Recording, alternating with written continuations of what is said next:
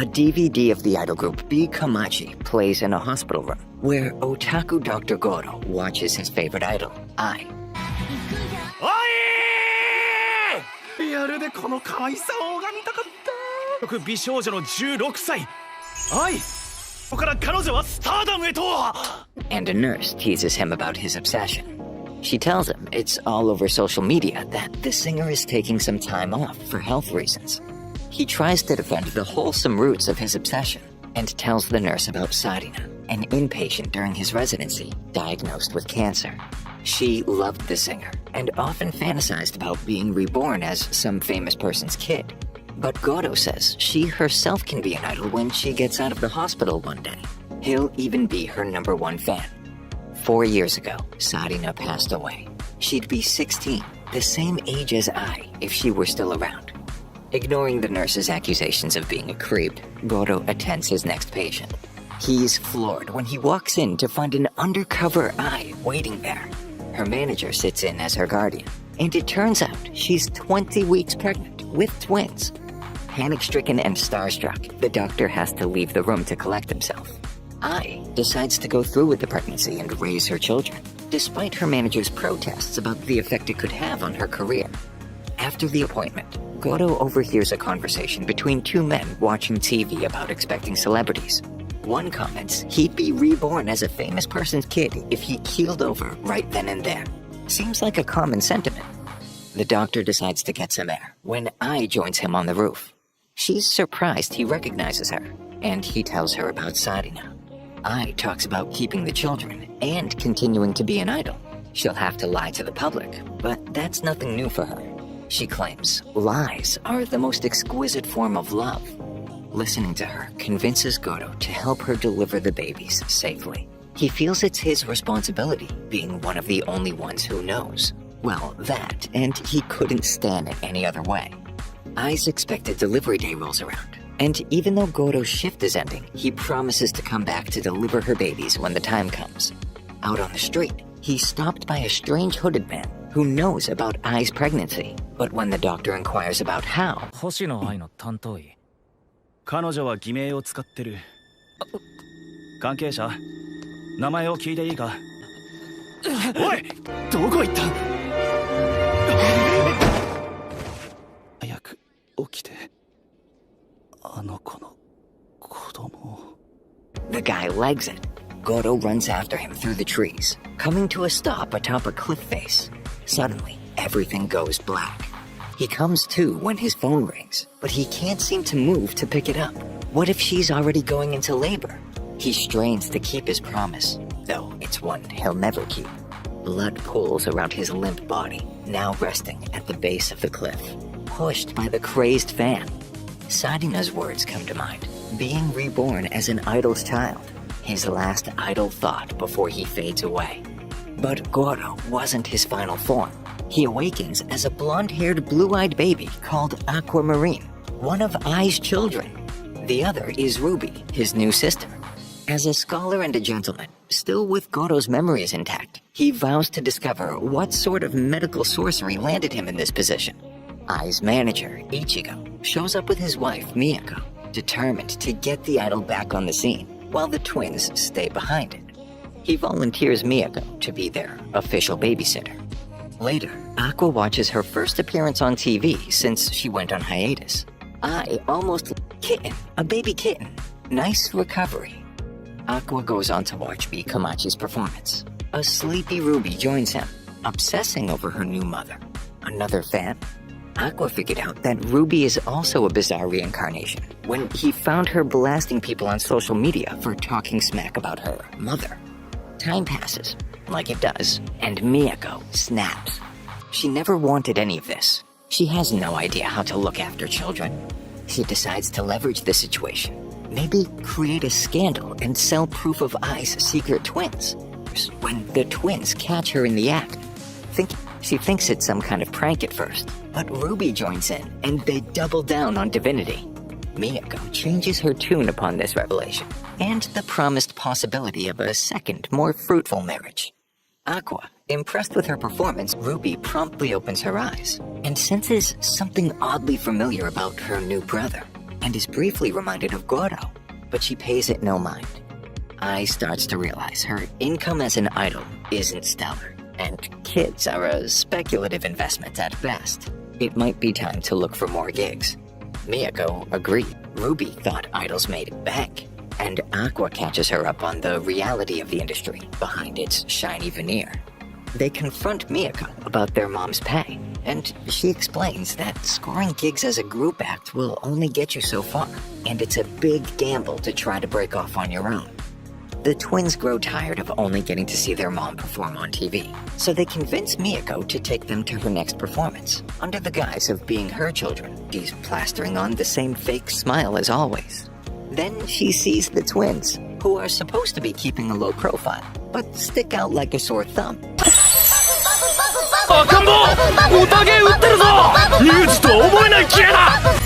Everyone takes video, which promptly go viral. At least, in the moment, it put a genuine smile on Ai's face, which didn't go unnoticed. A year goes by, and Ai is working more, even scoring a minor role in a TV drama. The twins' vow of silence is broken. It's no longer suspicious to walk and talk around other people. On set, Aqua bumps into the director, panics and apologizes using the entire dictionary, which baffles the guy. He thinks he struck gold and gives the kid his business card, but Aqua insists he give any potential work to his mother. The director decides to impose some wisdom on the kid and gives him a rundown of the different types of actors and the politics of getting screen time. He isn't blown away by Ai's acting, but she does have a good presence. Back at home, the twins and Ai gear up to watch the premiere, only to be disappointed by the minimal amount of screen time she got, prompting Aqua to whip out the business card and get some answers. The director is pretty candid about the politics behind the scenes. The powers that be wanted her to fade into the background instead of stand in the limelight. He goes on to talk about his up-and-coming movie. He'll give Ai a role, but only if Aqua agrees to be in the film as well. It's a deal. On set, Ruby gets chewed out for whining by some entitled child actor named Kana. Apparently, she's a genius actor who can lick baking soda like that, or something. She goes on to talk smack about Ai suddenly being shoehorned into the script. Aqua gets ready for his scene with her. They're supposed to be the classic creepy children who greet the protagonist as they arrive on the scene. Kana delivers her lines, while Aqua is still working out the director's intentions for his role, since he wasn't given any direction. When it's his turn, he completely knocks it out of the park. We all ready? Well then, if you will follow me. Cut! That'll do! He was just being himself, wasn't he? Making Kana's performance look like she was in some church play, which she loses her mind over and begs the director to reshoot the scene. Not gonna happen. Later on, the director tells Aqua the most important thing about being an actor: people skills, which that little brat clearly lacks. He's impressed that he sussed out exactly the performance he was looking for and ultimately just acted like himself. Another year goes by, and the twins turn 3. The director was nominated for an award for his film, which helped launch Ai's career as a media personality. Aqua checks to see if his old body's been found yet. It hasn't. He's still just technically considered missing. The twins start preschool, and when it's time for dance class, Ruby, nervous about her lack of coordination, dips. In her past life, due to her terminal illness, she was prone to falling down, even just trying to walk. Ai, however, is excited that she's in dance class. She has to practice the choreography for an old song for a performance, and encourages Ruby to join her. With her encyclopedic knowledge of Ai's choreography, Ruby points out discrepancies compared to her previous performances. But when she tries to pull off the moves herself, she eats it. Ai is impressed with her attention to detail, his life. Being bedridden and on treatments that sometimes do just as much harm as they do good, it was difficult to get anywhere alone, which she often was. She had memorized all of Ai's performances, rewatching them hundreds, no, thousands of times, wishing she could bust a move without busting something else. She gains enough confidence to start practicing on her own, and even Aqua notices her progress and potential. One day, Ai overhears the twins wondering about the identity of their father, which prompts her to contact him. She suggests that maybe it's time for him to meet them and gives him their new address. Ai's recent experience in the spotlight has taken her popularity to new heights. B Komachi scored an arena gig. Ichigo is ecstatic. He's always dreamed of having one of the idols he manages perform in one. While everyone celebrates, Ai tries to figure out how she can figure out if her emotions are real or if it's all a lie. She's been putting on an act for so long as an idol. She remembers being scouted by Ichigo. She tried to throw him off by telling him she's an orphan and a liar, believing that someone like her isn't cut out to be an idol. But she was surprised when Ichigo was totally cool with it. Lying is a tool of the trade, often necessary to retain some sense of safety and distance without alienating fans. There's a knock at the door one night while he pulls out a knife and stabs Ai in the gut. He rants about how she lies to her fans and that she probably doesn't even care about them, let alone him. Even gut-stabbed, she graciously explains to him that, yes, she's lied, but her lies were the best thing she could do for him and everyone else. Stabby is dumbfounded because he isn't capable of seeing other people as human, with their own experiences and complexities. Even more so when Ai remembers who he is, by name, Ryosuke, a regular at her handshake meet and greet events. He squeals about how this isn't how he thought it would go down and runs off. The incel forums never prepared him for this. You know what? I didn't know what that was and I had to look it up. And I immediately thought to myself, wouldn't an incel forum be the ultimate dating site for exactly the kind of people who would go to an incel forum? Anyway, Aqua sees Ai bleeding out and frantically calls for an ambulance, though his medical experience tells him the prognosis is not good. Her body blocks the door, with Ruby stuck on the other side. She expresses how proud she is of them, musing that Ruby will grow up to be a fine dancer, while Aqua will be a successful actor. Knowing she's running out of time, she uses her final moments to tell her children that she loves them for the first time. And she's overjoyed because it feels genuine. The news breaks, along with her fans. Though this kind of thing isn't something new, it shouldn't be normalized or exploited by edgelords online, who have a tendency of making a kind of temporary hero out of the murderer. Sympathy for the victim fades faster than an idol's career. For the murderer, even faster. Ichigo and Miyako officially adopt the twins, while the truth about their parents is still a secret. They remain in the car during the funeral, where Ruby fancies herself becoming an idol, since their mother thought she had the talent for it. Though Aqua cautions against it, seeing how everything played out. He has a revelation. Neither his nor Ai's deaths would have been possible if not for a rat. And the only one who knew everything, other than their small circle, is their father. He now has a new purpose, to find out who his father is and end that man's life with his own two hands. Aqua walks up to the director afterwards and shocks him by requesting that he raise him. Years later, it's the twins' first day of high school and the first day towards the end of their father's life. A massive idol group is holding auditions for new members, and Ruby is eager to try her luck. The first stage of the audition is a written application, and the number of applicants is ridiculous. Out of over 130,000 submissions, 1,000 or so, including Ruby, managed to pass to the second stage, which is an interview. On average, only about 1 out of every 13 applicants makes it through. Ruby anxiously awaits hearing back from them.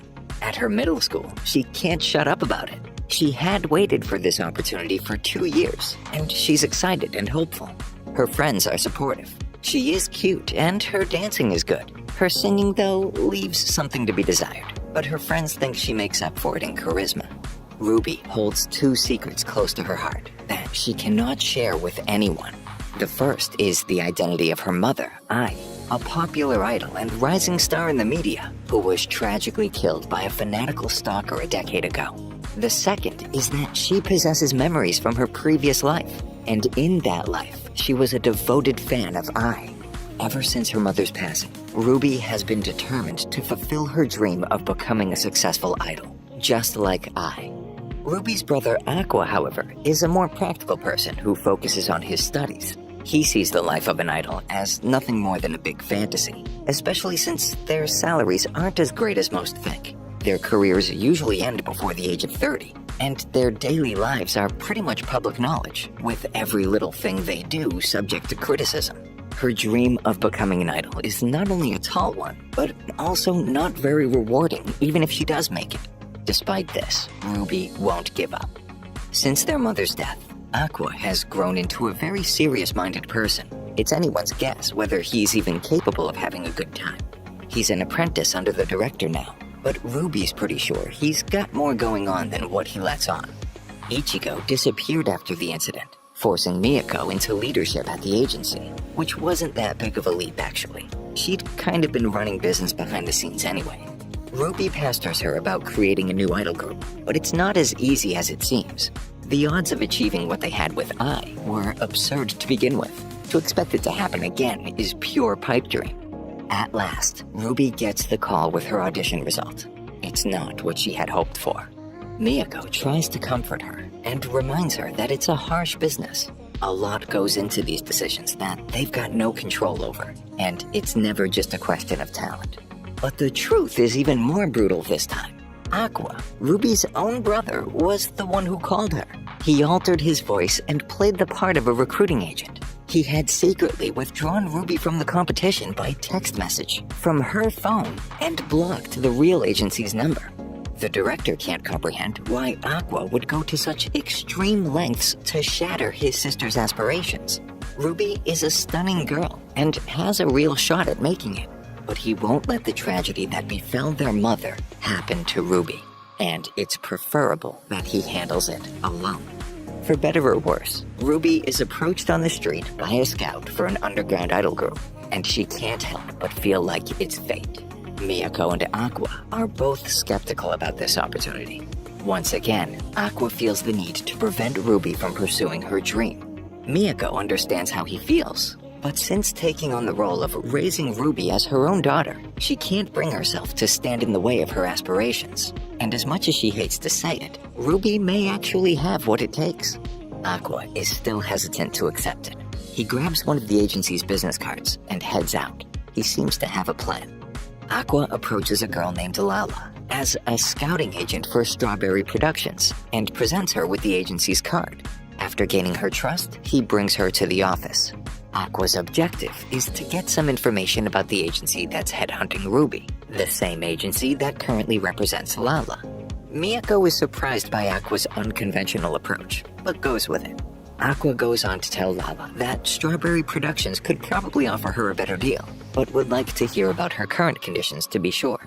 Lala quickly divulges her contract terms. She reveals what she makes on average per month, which is nothing exciting, and that the general atmosphere there is antagonistic, her included. She blames her own lack of success on favoritism, alleging that the manager is dating one of her colleagues and putting most of his effort into promoting her. There's a lot of talk among the other members about quitting, and the management seems to be constantly scouting for new talent. After Lala leaves, Miyako cautions that they shouldn't take everything she said at face value, considering that even in Ai's group there were rumors of favoritism due to her outshining everyone. However, Aqua is not willing to take any chances, and won't let Ruby join a group with so much controversy going on. He's determined to do anything to stop Ruby from pursuing this. The next day, Miyako has one final conversation about it with Ruby, warning her again about all the negative aspects of the industry. Ruby remains determined to become an idol like her mother. Miyako then advises her against joining the group she was scouted for, and instead offers her a spot in a new group that her agency will now put together. This will be the agency's first new idol group since B Komachi disbanded. Ruby signs her new contract and is ecstatic. Aqua seems oddly indifferent. Aqua drops in on the director and sits down to do some work as his apprentice. The director observes Aqua's reaction to his sister becoming an idol with Miyako's agency. And yeah, it's not what he wanted, but at least this way they've got some control of the situation. Aqua edits some footage for the director. His true motivation for staying connected to the entertainment business is to find out who his father is and take revenge. He needs to be in close contact with folks in the industry so he can somehow collect DNA samples. Being an actor would make it easier, but seeing other people perform, he doesn't think he's got the chops for greatness as an actor. and feels it's pointless to chase something if you won't be able to stand out. The director attempts, multiple times, to offer Aqua some sage words of encouragement to get him back into acting. But every time he's about to make his profound philosophical point, his mother barges into the room hollering about one thing or another, like his miso soup getting cold. No big loss. It only calls attention to the fact that this is a man in his 40s still living with his mother. Anything he's got to say, no matter how true, is only going to carry so much weight with Aqua. Aqua compares his talent to that of his mother. He fears that if he doesn't possess that same level of skill, he won't succeed as an actor. The director reminds him that he has an exceptional intellect and other skills that his mother didn't have, and that setbacks should not hinder his aspirations. Aqua recalls his mother's last words. She had expressed her vision of him as a successful actor. Just as he's about to speak up, the director's mother interrupts once again. Ruby and Aqua apply to the same high school, one of the few that offers a performing arts track. Curiously, Aqua simply enrolls in their general studies program. As they discuss how their acceptance process went, a red-haired girl walks by. It's Kana, the baking soda girl, who seems just as short as she was a decade before. She recognizes Aqua, who barely recalls her. She's excited that they'll be studying together. That is, until she finds out that he didn't apply for the arts department. Aqua heads to the director's place, and Kana follows him, asking him all kinds of questions, even trying to get him to go out with her. She's quite well known, so normal dates are off the table, and she invites him to her place. He agrees to nothing, but lets her tag along to the director's. She inquires about Aqua's acting career, or lack thereof. He believes that his breakout childhood role was a fluke, due to simply being a child with all of his previous incarnations' memories, temperament, and experience, that no one knows about, of course. Kana pivots and divulges her current role on Sweet Today, a drama series based on a shoujo manga that Aqua is familiar with. Kana offers to get him a role on the show, but determined to stay behind the scenes, he's quick to tell her he's not interested. That is, until she mentions that a certain Kabudagi Masaya is working on the show. Aqua recalls the painstaking process of trying to unlock one of Ai's phones. She'd had that phone since before her pregnancy, and this was his best lead to find out who his father is. After a grueling 4 years of brute forcing the password, he had finally gained access on try 45,510. Masaya is one of the old contacts on the phone. Kana is going on about the effeminately gorgeous male lead when Aqua cuts her off to tell her he'll take the role, which leads her to wonder if he plays for the other team. Kana speaks with Masaya over the phone, and he agrees to give Aqua the gig. Back at home, Ruby is ecstatic about her brother's new role. She's also a fan of the manga. She and Miyako decide to watch the series, only to give up on the first episode. The adaptation is atrocious. The acting is terrible. It's just a sad attempt at publicity for the troupe of models they cast. At a karaoke place, Kana goes into more detail.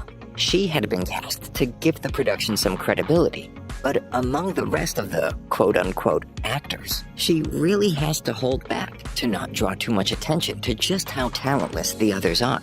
But she wants to make a watchable show at the very least. The writer of the manga had visited the set one day. To say she was disappointed doesn't capture it. Kana witnessed the writer's soul physically leave her body through her cold, hollow eyes. Since their first acting gig together, Kana's learned a lot and grown, emotionally and empathetically, that is. Physically, she's still very small. She's risking her reputation and position in the industry to try to save the production. She then dumps the fact that they're skipping a table read. Oh, and shooting starts tomorrow. While reviewing the script, Aqua is impressed with Kana's ability to take advantage of a competent crew, regardless of the poor crop of talent, to make an approximation of what could be misconstrued as entertainment, and not merely long-form advertising for the models. On set the following day, the production team preps for shooting. Aqua is introduced to Masaya, who could possibly be his father. He just needs to find an opening to collect some latent DNA from the guy. During their one rehearsal for his scene, he puts just enough effort into his role as the villain to avoid upstaging anyone or standing out. Even though he repeatedly asserts that he's a mid-level actor at best, genius recognizes genius, and Kana commends his professional approach to the work in general. And working with him, she feels like she has a peer, that she's no longer alone in her struggle trying to make it in an unforgiving industry. Aqua waits in the shadows for an opportunity to collect some discarded cigarette butts for that daddy DNA. He overhears Masaya boasting about how easy it is to exploit Kana since she became a freelancer. He's using her name recognition and talent as an actor to carry the show while criminally underpaying her. It completely dismisses the only thing she hopes to get out of her work, being valued for her abilities. After listening to this disheartening reality, Aqua resolves to act. Kana reminisces about her childhood acting career losing steam.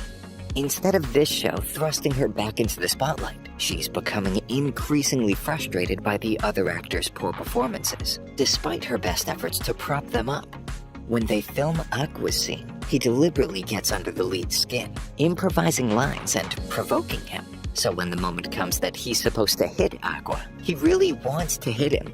Kana is surprised by his performance. It's setting her up to shine and does justice to her favorite scene from the manga. After the take, the lead apologizes for connecting the punch to Aqua's face, but he brushes it off. It was him who was trying to elicit a real reaction in the first place. Despite going off script, the crew is impressed with the results, and they decide to leave it as it is. Yoriko, the series mangaka, watches the new and final episode. Her assistants try to console her about the generally poor adaptation.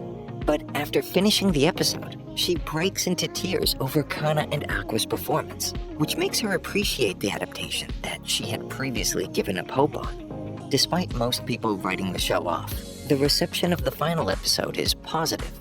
At the wrap party, Kana is surprised to find out that Aqua is single. While they talk, Yoriko walks over to personally thank Kana for saving the show with her performance. The producer, Masaya, approaches Aqua with the same sentiment. Aqua's clandestine DNA test from his cigarette butts proved that he isn't his father. He notes, however, that Aqua looks like I, having worked closely with her in the past. Aqua asks about his relationship with I, and he reveals that he used to recommend restaurants and such where she could meet guys without her agency catching on.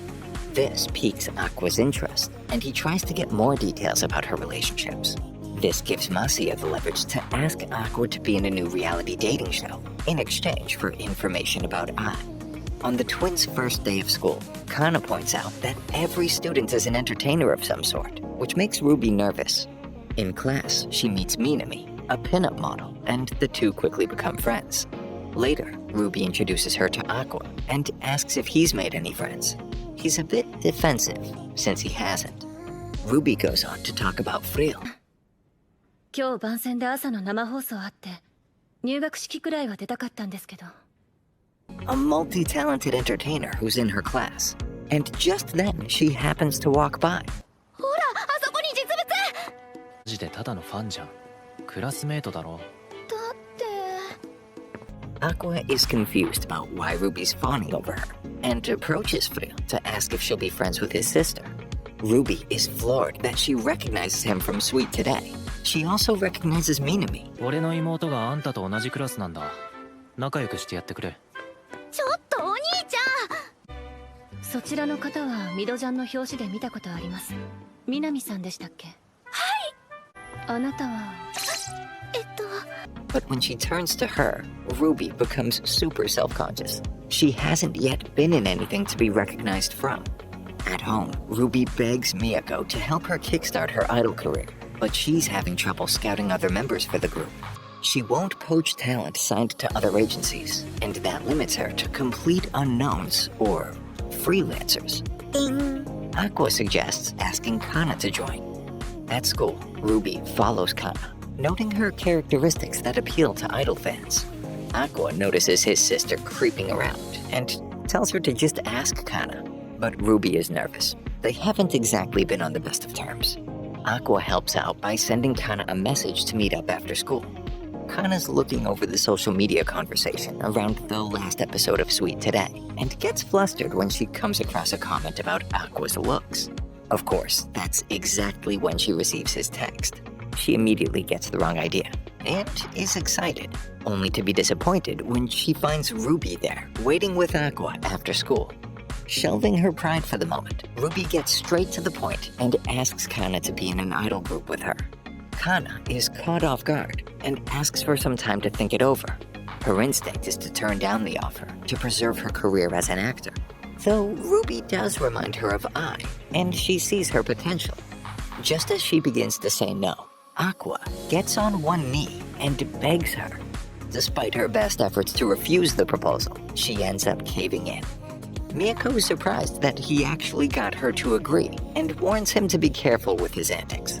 Kana wonders if Aqua has another job lined up, and Ruby, clearly ashamed, reveals his role in a new dating show, which they then sit down to watch. His first appearance on the screen leaves them dumbfounded. Aqua's behavior, disposition, the things he says, it's not him at all. Miyako overhears this and reminds them that he is an actor after all. But this reassurance doesn't make Kana feel any better. On set, Aqua meets co-star Yuki, who's equally unenthusiastic about the show. She makes several humbling admissions, including that she's bad at making conversation. But it turns out she was just playing for the cameras, which are always filming.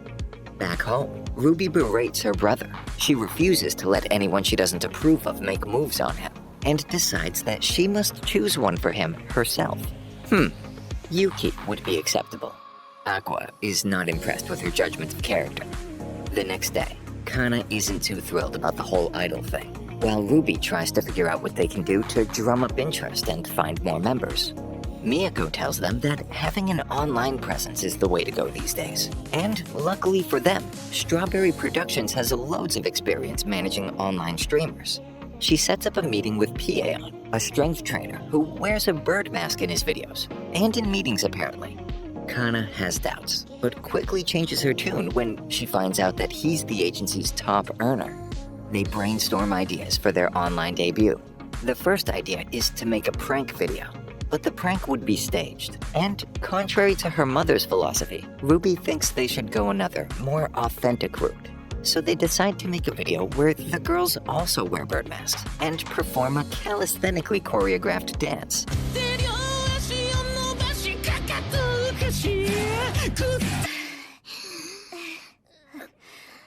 If they can last 1 hour, then they will reveal their faces. The collaboration is way harder than they thought, and they barely make it to the end. But they do, and after the hour is up, the girls remove their masks and try to introduce themselves while gasping for breath. When their host asks what their group's name is, Kana lets Ruby choose one on the spot. They are B Komachi, named directly after Ai's group. Yuki toys with the idea of quitting on the latest episode of Love Now.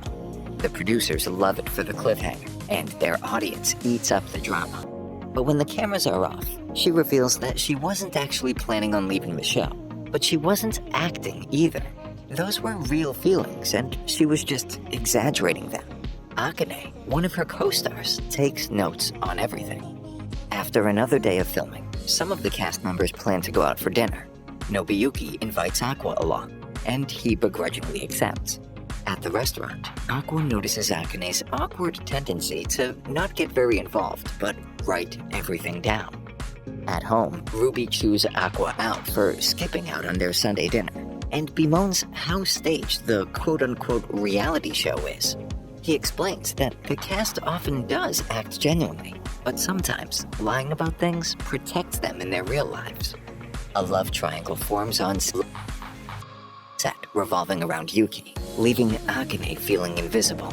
Aqua distances himself and stays on the sidelines with Memcho. She's pleased that she's racking up viewers on her YouTube channel, which was her objective. Though she's growing concerned for Akane, who doesn't seem to be doing well. She hasn't been able to find her groove on the show. Later, Akane overhears her manager getting chewed out by her agency's president. Her lack of screen time is an embarrassment, and he accuses them of not taking this opportunity seriously. Her manager wishes she hadn't overheard that. He considers it his job to protect her from that kind of thing, and tries to assure her that he expects nothing more than everything she's already putting into her performance. But she takes what she heard to heart and feels pressured to stand out.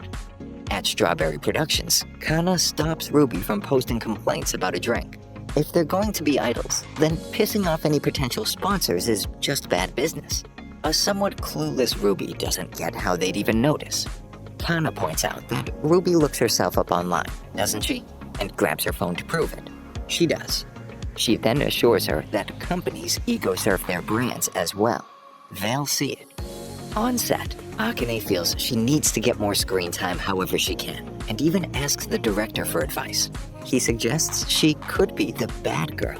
While Yuki does Akane's nails, Akane admits she feels like she has to make some kind of move to stand out before the show ends. Yuki understands, but is also pretty happy with being front and center on the show, and warns her that she's not going to back down. Later, Akane manages to get Nobuyuki aside to talk, but Yuki steps in and almost effortlessly steals him away.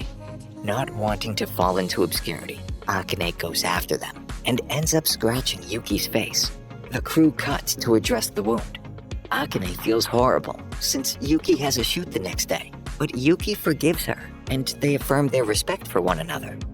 Despite making up off-screen, Akane's image online begins to decline and Yuki's fans pile on the hate. Trying to save face, Akane posts an apology, but it backfires since people often see an apology as an admission of deliberate wrongdoing. It just makes the onslaught worse. This sends her into a downward spiral as people in her life start to turn against her. Despite giving her all and working hard for what she's got, nobody online or at school sees or cares. Unable to deal with the harsh criticism and outright cyberbullying, Akane is despondent.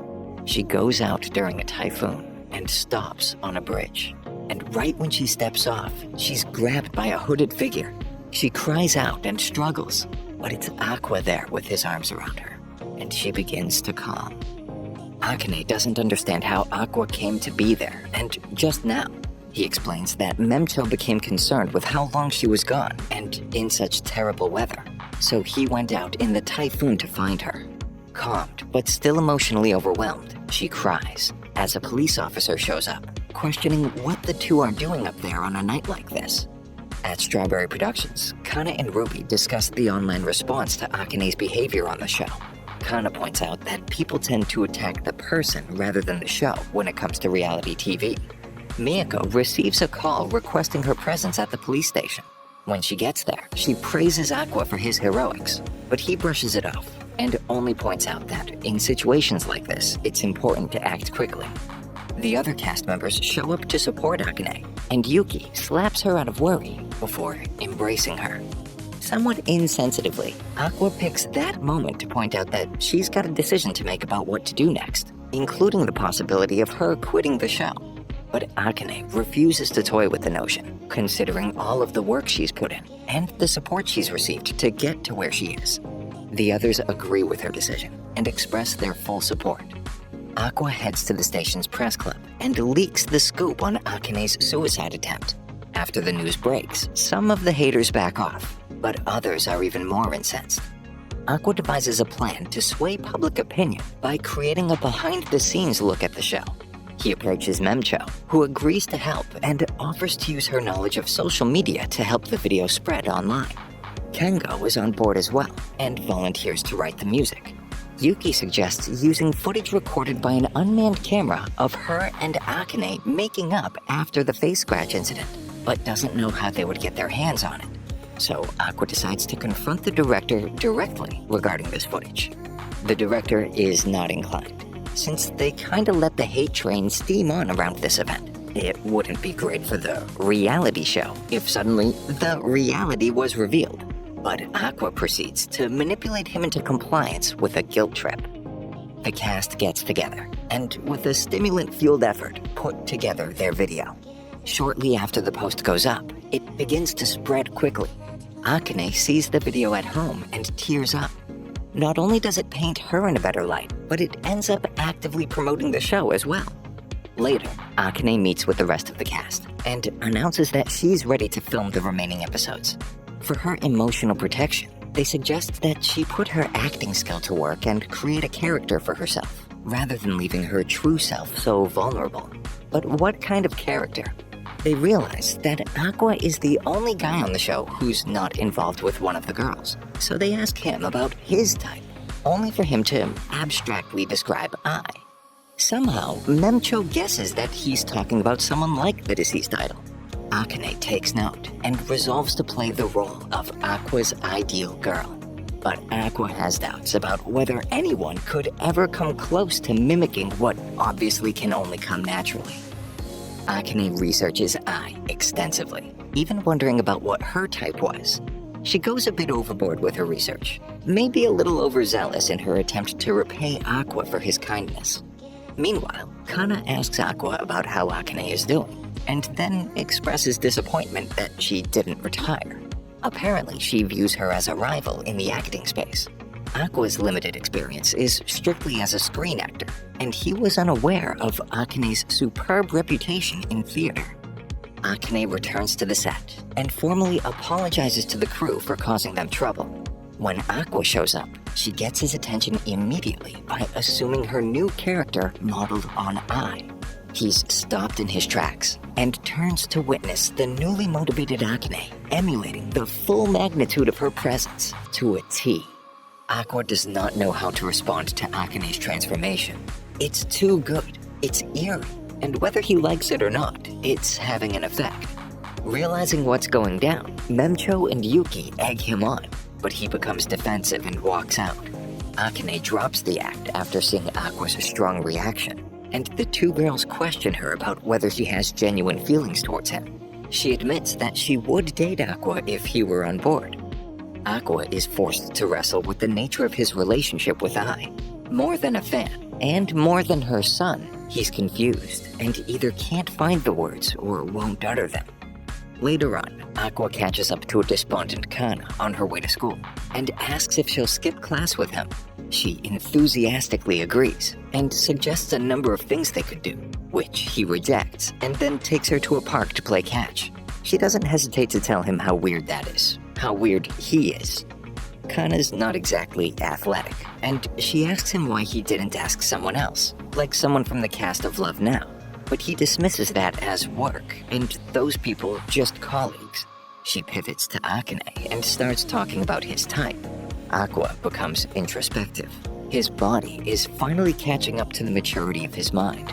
He mentions that he's beginning to see girls around his age as potential love interests, with a particular preference for slightly older women, which excites her, being a year older herself. He levels with himself that he doesn't feel anything romantic towards Akane. Anything there is just the shell of a memory. On set, Akane reveals that she imagines that Ai had a secret child. This makes it easier for her to reconcile her sometimes erratic behavior. Aqua recognizes that she truly is extraordinary. Though sure in his position that their relationship is strictly professional, he decides to not let what's before him go to waste, and he kisses her on camera. Kana is mortified when she sees the episode. Filming of the series is finished.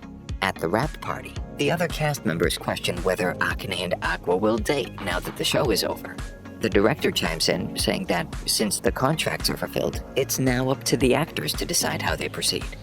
Aqua ducks out to talk with the producer, who proposed being on the show in exchange for information about Ai. Now that Aqua's fulfilled his end of the bargain, the producer suggests getting sushi sometime, and he'll divulge some choice information. Back inside, Akane confronts Aqua about their relationship and how they should move forward.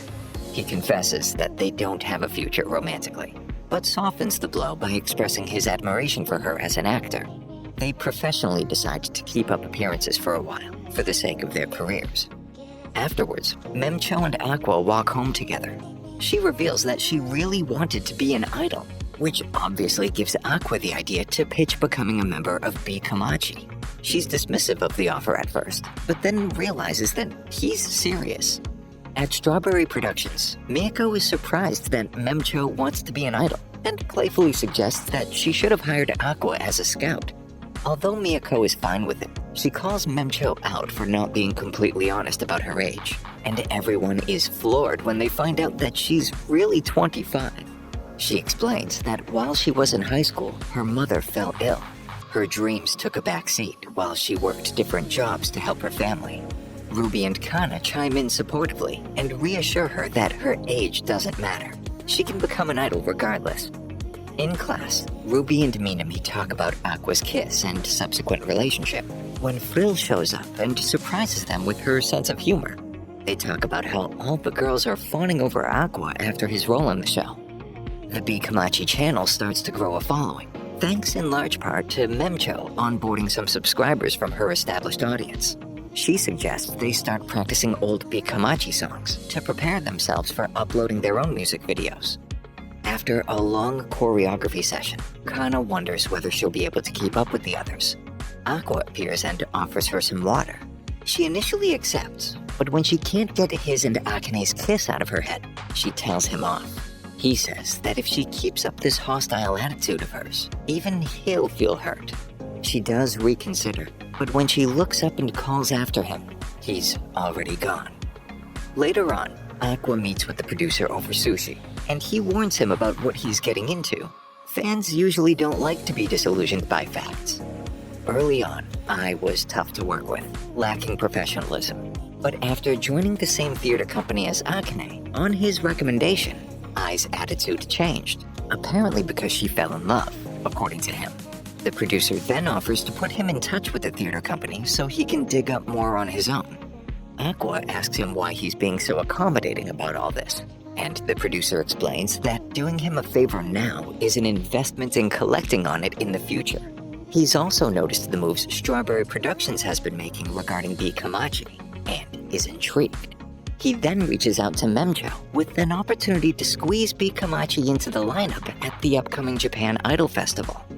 The girls discuss potentially playing their first gig. Ruby is obviously excited, and Memcho posits that they became idols for this very reason. So Kana agrees, despite having reservations. The question of who will be the group's center comes up. Ruby and Memcho try to hide their excitement and desire for the part.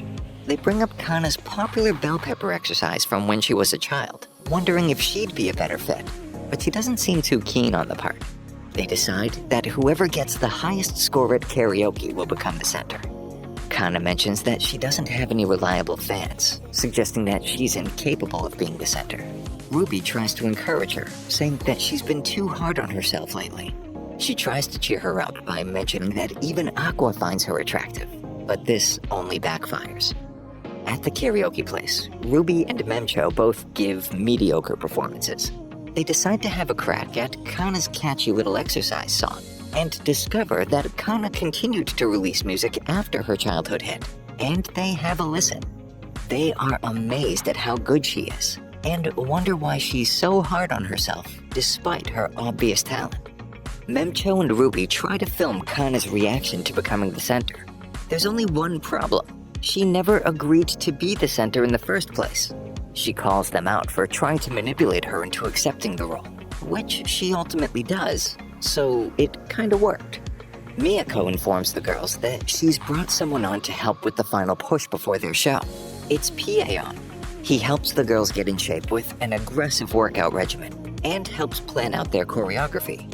One night, Paeon sees Kana out on the balcony, and asks whether she regrets becoming an idol.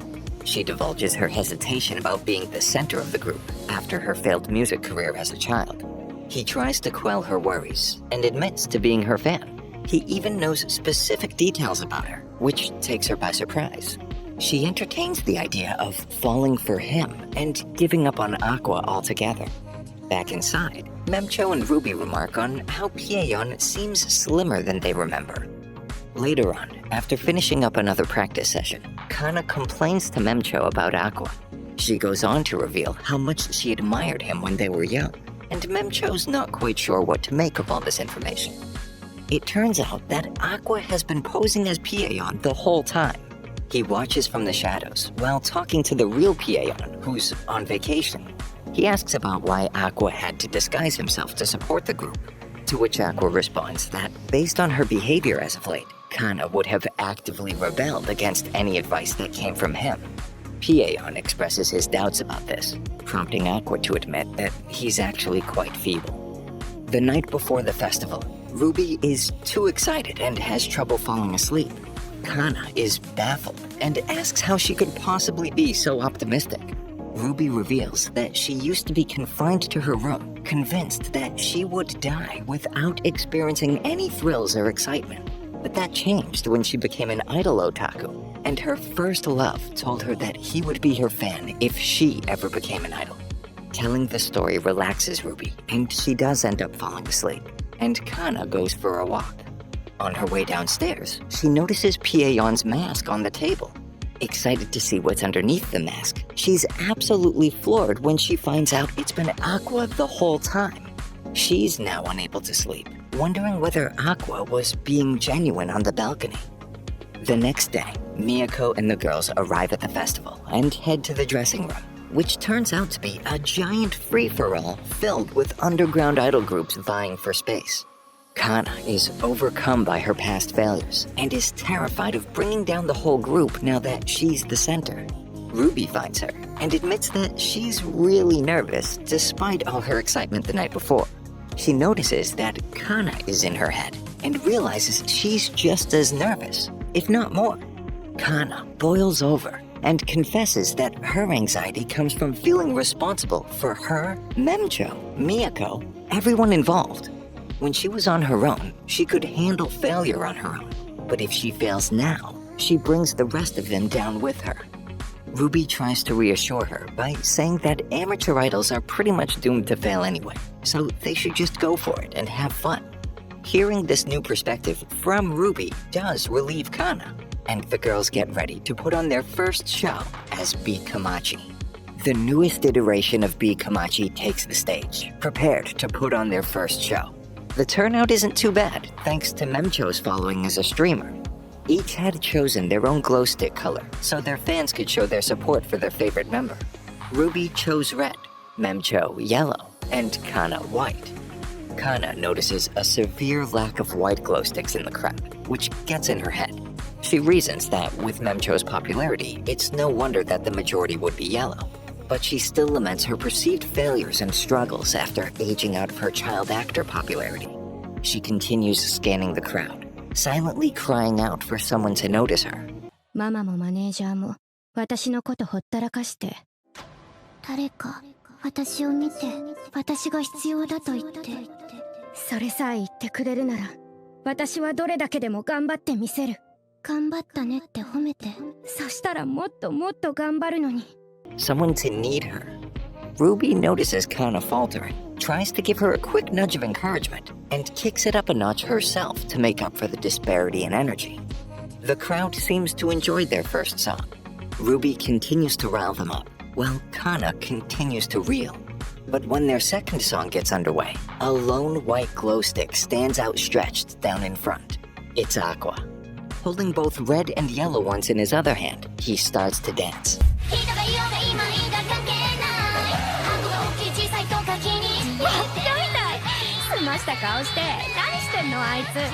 Kinda ridiculously and completely straight-faced.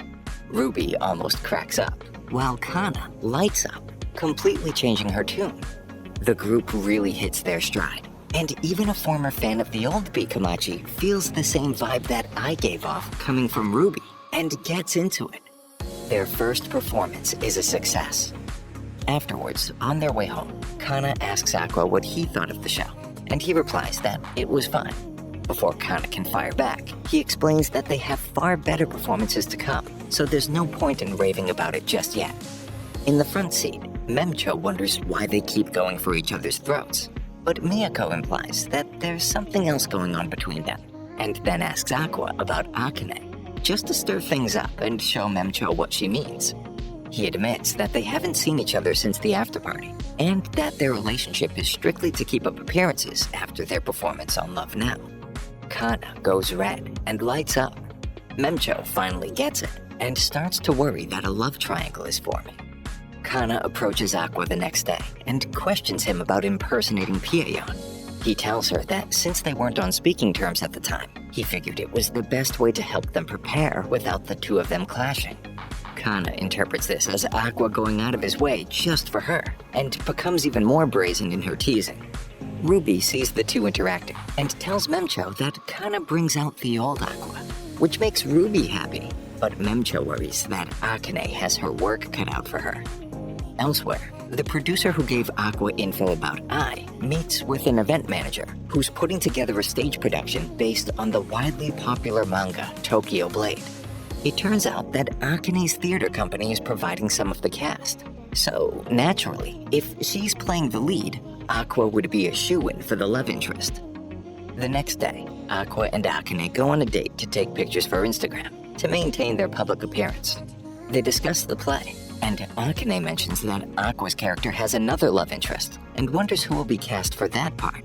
She doesn't have to wonder long, however, as Kana drops in on them, having stalked their real-time Instagram posts, and tells them that she's playing the role. Akane is furious that her eternal rival is cast as, well, her rival. After she leaves, Akane fills Aqua in on how she and Kana often competed for the same roles throughout their childhood careers, Kana having won the majority of them. Aqua comments on how he doesn't get why actors are so obsessed with winning. Thinking about what the producer told him about Ai joining a workshop with the same theater company, he can't refuse the opportunity to glean more information and tells Akane.